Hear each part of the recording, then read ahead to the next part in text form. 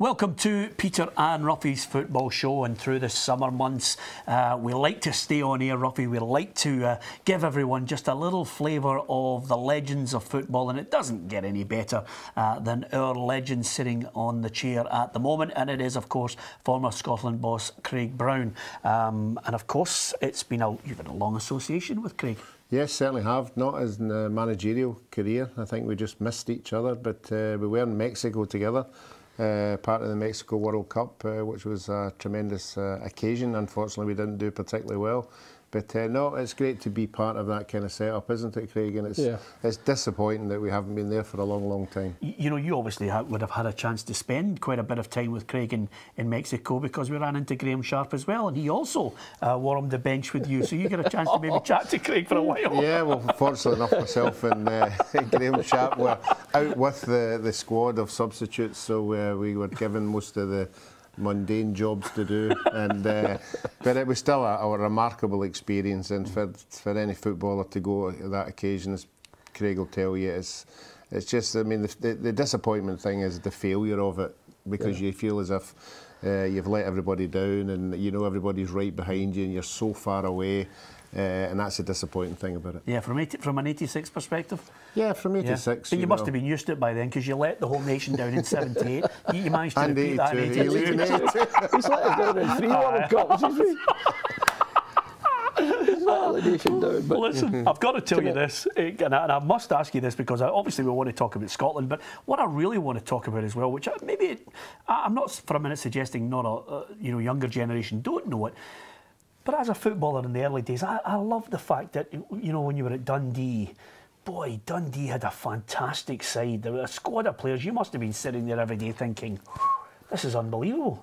Yeah, well, it was a great... The Dundee team was outstanding.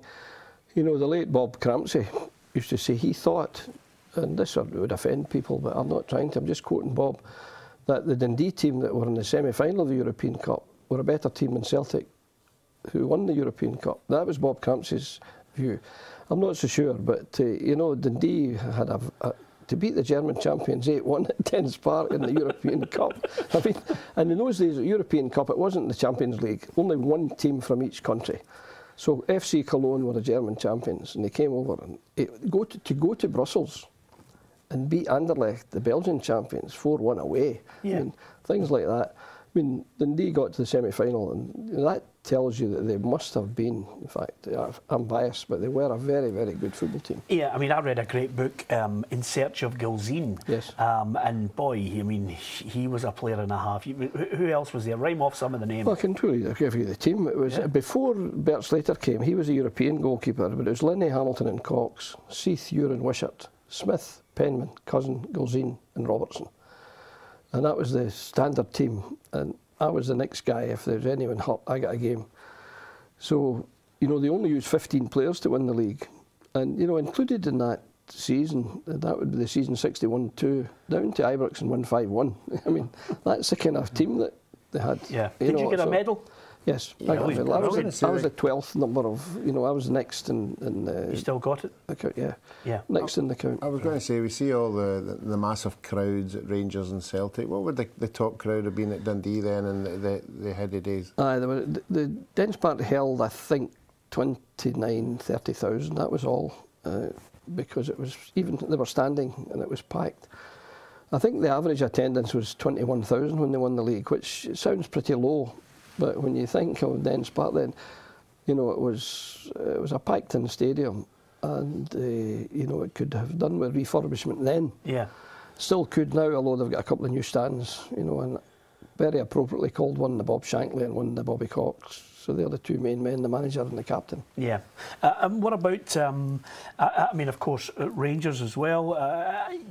Were there players around at that time that you just loved, either maybe seeing them in training, playing alongside them, or players that you loved that you played against? Yeah, well, I went to Rangers when they were in their heyday. I think, you know, that would be 57. I was 17. I went to Rangers.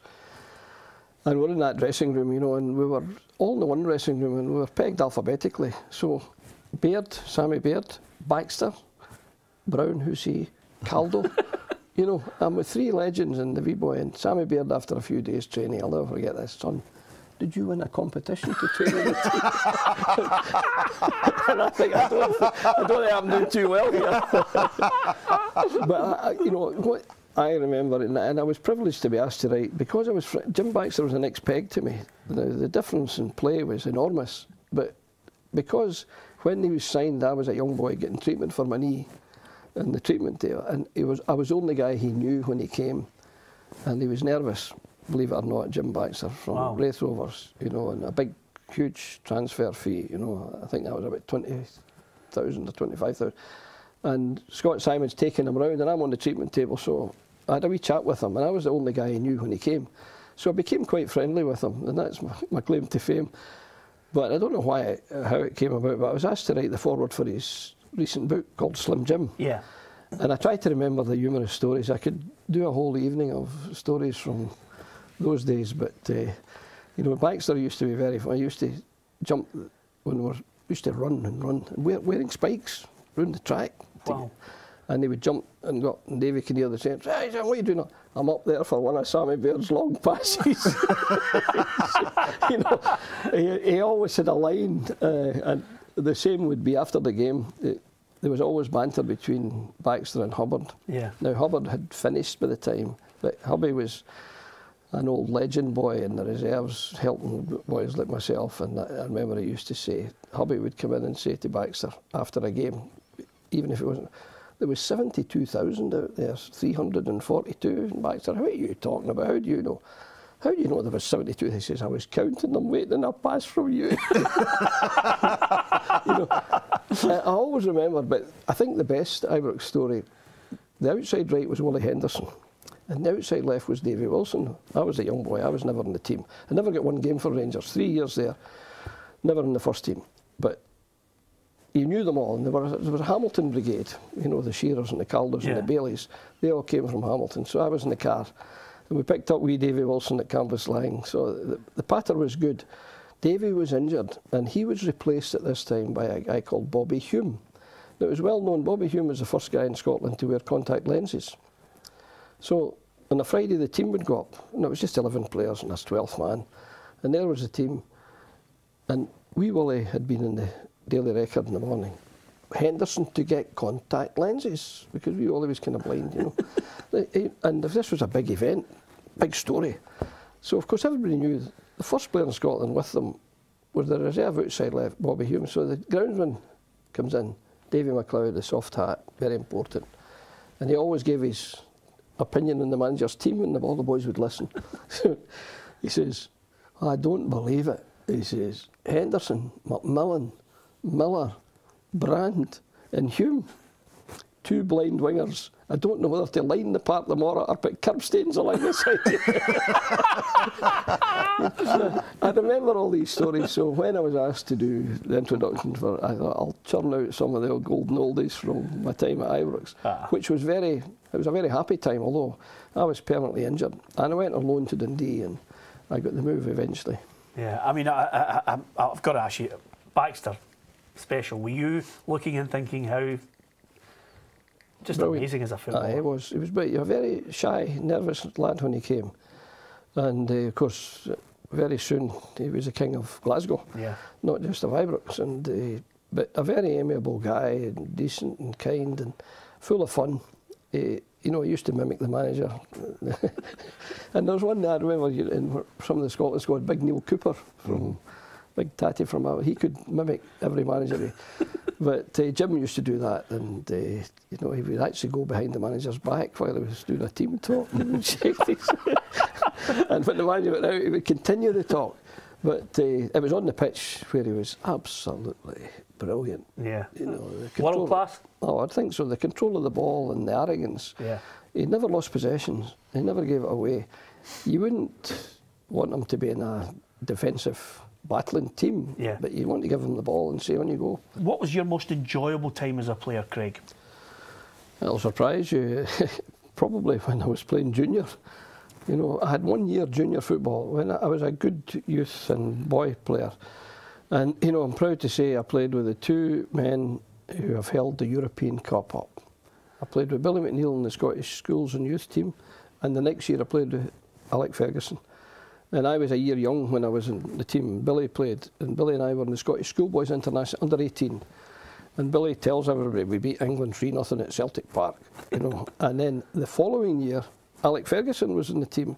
So I was with these two legends of football, you know, and no way could I begin to compare myself with these fellas. But what always is significant, I think, they never forget. And every time I see Billy, it's the arm round. In fact, he got me the Clyde job when he left Clyde to go to Aberdeen. He recommended, I was at Motherwell, he recommended me to the Clyde chairman. So, and then Alec Ferguson, because of the friendship, you know, you roomed with him as a boy. What was I doing in Mexico? I was the Clyde manager, and I was teaching. And I got my classroom door knocked and said, "There's a call for you in the office. Alec Ferguson would like to speak to you." I said, "He must be joking." He was the manager of Aberdeen. "No, seriously. We're sure it's Alec Ferguson." I'm saying, "This will be one of the wind-ups." And I'll never forget, he says, "Oh, Bruin, how would you like the holiday of a lifetime?" I says, "Where are we going?" He says, "Mexico." And he says, "And the SFA is paying." I said, "That sounds great, but I need to get off my way." "Get off your work. We've got to go for, how long were we in New Mexico, Alan? 3 weeks or there?" Yeah, well, we were 3, and then we went away to acclimatise. That's right, that's what I'm saying. We were not the old acclimatised routine. We were in New Mexico. Yeah, but altitude training. It was a holiday. Alex says, this is the words on the phone, "It'll be the holiday of a lifetime, Bruin." He said, "We've got 3 games to play, but we won't let that interfere with our enjoyment." You know, so I managed to I asked for unpaid leave of absence. I was working in the College of Education in Ayr, and you know, they granted me paid leave of absence because they felt it was an honour to go. So the Old Pals Act started, and you said my happiest time. Maybe because I was playing well at that time as a youth player and a schoolboy player. I made a mistake with hindsight going to the big club, to Rangers. I should have gone, because I wasn't even going to get a game there, and then I got an injury. But I had 1 year as a junior player for Coltness United in Wishaw, and I loved it, and I couldn't do a thing wrong that year. That was my best year of my career. You know, and I was picked for the junior international squad when I was only 18, you know, and I was doing really well. But then when I went to Ibrox, I was in the reserves, and the reserves played on the Saturday afternoon, the opposite fixture from the first team. Yeah. And they were getting, if they didn't travel to even Dunfermline or Dundee to see the first team, there would be 7,000 or 8,000 at the reserves. Yeah. I was going to say to you though, it just depends on what way you look at life. I mean, some people, okay, it didn't work out for you at Rangers, you picked up an injury, you probably didn't play as many games as you wanted, but some people would, you know, give their right arm to have that part. Peter, I didn't play any games for Rangers, you know, and it was quite interesting. Recently, they were talking about a young boy, I can't remember his name, who wasn't picked, Ricky Sprague. I didn't pick him, and they said he played for Real Madrid. Yeah. Now, the guy's never played for Real Madrid. He's been signed by Real Madrid. Yes. Now, that's me at Rangers. I was signed by Rangers. I never played for Rangers. Yeah. I was a signing, and therefore you could say I played in their second team a lot, and it was a very, very good second team with some fantastic players.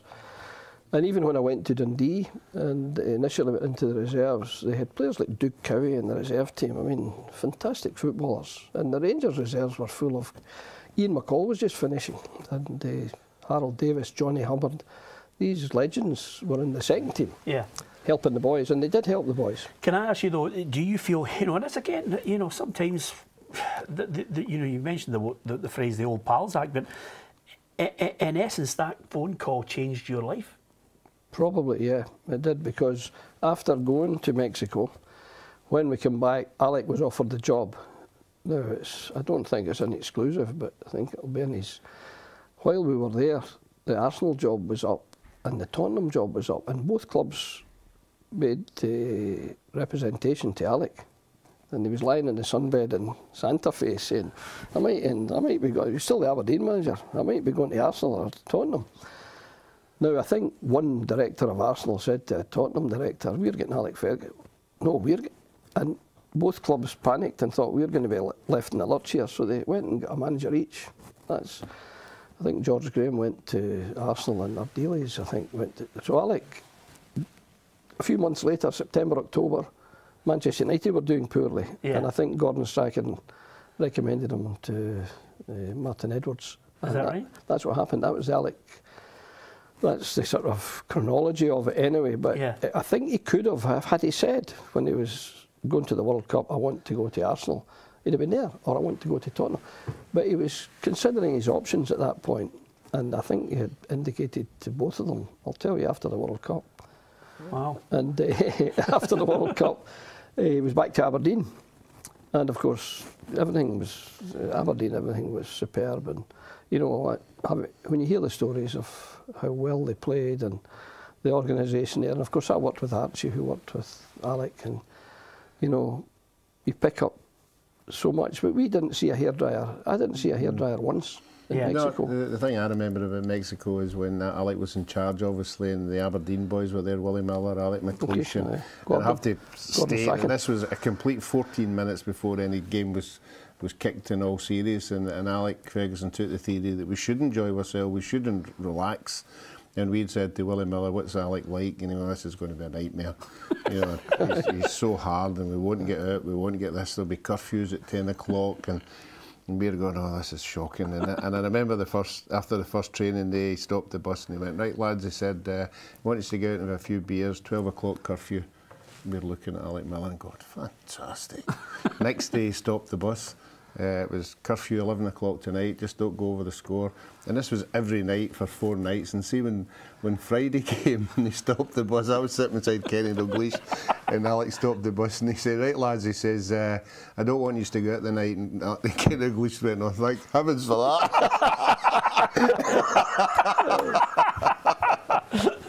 Just sums it up perfectly.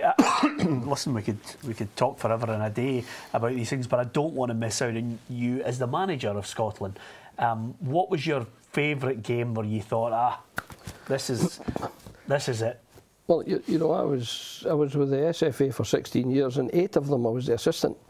Well, while I was in that job, I was also with the youth teams and the under-21 team. I was full charge of the under-21 team.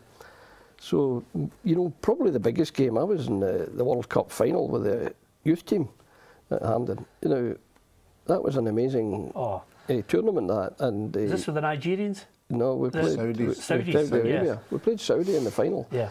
Now, the 16-year-olds with the beards and moustache. That's right. Well, you know, that probably is, you know, to be in a World Cup final with a Scottish team is quite... and then with the under-20 team a couple of years before, we were in Chile in the under-20 World Cup, and we were in the quarter-final. And we were beaten in penalties by Germany.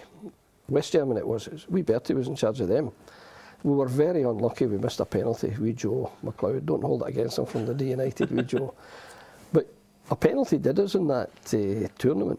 And in the World Cup final, Brian O'Neill, I keep saying to him, here's the quiz question, which Scotland player missed 2 penalties in a World Cup final? Big Brian missed one during play. Yeah. And then it went to penalty kicks, and he missed the 6th penalty to lose the World Cup. I mean, so we were a penalty kick away from being world champions as youths, and I mean, you can't get a better feeling than that. Although with the Scottish team I had some wonderful, you know, we beat Germany away, we beat England away, we had some good results with the Scottish national team. Just before we finish, I've got to ask you, your favourite player, a player that you'll never get tired of watching from your whole career? Oh, well, obviously Dalglish, Ken Dalglish by a mile would be the best player I've seen in a Scotland jersey. I was on the bench, I was assistant when he was still playing, and I mean, he was exceptional. And I keep talking about this unassuming and modest.